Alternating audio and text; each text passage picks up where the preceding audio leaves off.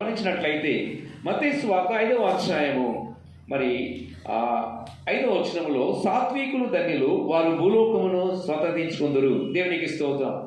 మన యొక్క అనుదిన జీవితంలో ఆత్మీయ ప్రయాణంలో ఉన్న మనము కుటుంబ జీవితంలోను వ్యక్తిగత జీవితంలోను మరి సమాజంలో జీవిస్తున్న మన జీవితాల్లో మన హృదయంలో ఉండాల్సింది సాత్వికమైన మనసు. సాత్వికమైన మనసు ఎవరికైతే ఉంటుందో వారు భూలోకమునే స్వతంత్రించుకుంటారంట. కొంతమంది స్వభావం ఎలా ఉంటుందంటే మరి వారి యొక్క మాటలు కానీ వారి యొక్క విధానాలు కానీ వారి యొక్క ఆలోచనలు కానీ వారి ప్రవర్తన అనేక మందికి అభ్యంతరకరంగా ఉంటుంది. సాత్వికమైన మనసు ప్రభు యొక్క మనసు. క్రీస్తు యేసును కలిగిన ఈ మనసును మీరును కలిగి ఉండమని దేవుని యొక్క వాక్యం సెలవిస్తుంది. మీరు గమనించినట్లయితే సాత్వికమైన మనసు అనేది తగ్గింపు గల మనసు. మనము సాత్వికమైన మనసు కలిగి ఉన్నట్లయితే చాలామంది మనం ఫ్రెండ్స్ని సంపాదించుకోగలుగుతాం. చాలామంది స్నేహితులు మనల్ని ప్రేమిస్తారు. దేవునికి స్తోత్రం.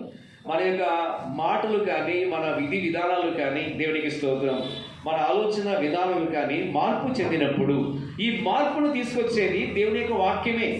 ఈ మార్పును కలిగించేది దేవుని యొక్క వాక్యమే. ఎవరైతే పరిశుద్ధమైన బైబిల్ గ్రంథాన్ని ప్రేమిస్తారో, ఎవరైతే దేవుని యొక్క వాక్యాన్ని గ్రహిస్తారో వారు దేవుని చిత్తం చేస్తారు. సాత్వికులు ధన్యులు వారు భూలోకమును స్వతంత్రించుకుంటారు.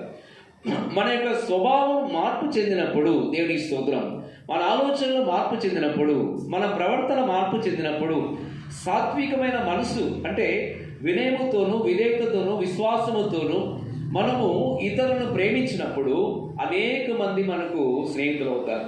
అనేక మంది మనల్ని ప్రేమిస్తారు. అనేక మంది ప్రేమను మనం పొందుకోగలుగుతాం. అనేక మందితో సహవాసం చేయగలుగుతాం. అనేక మందిని యేసు క్రీస్తు యొద్దకు నడిపించగలుగుతాం. ఆ తర్వాత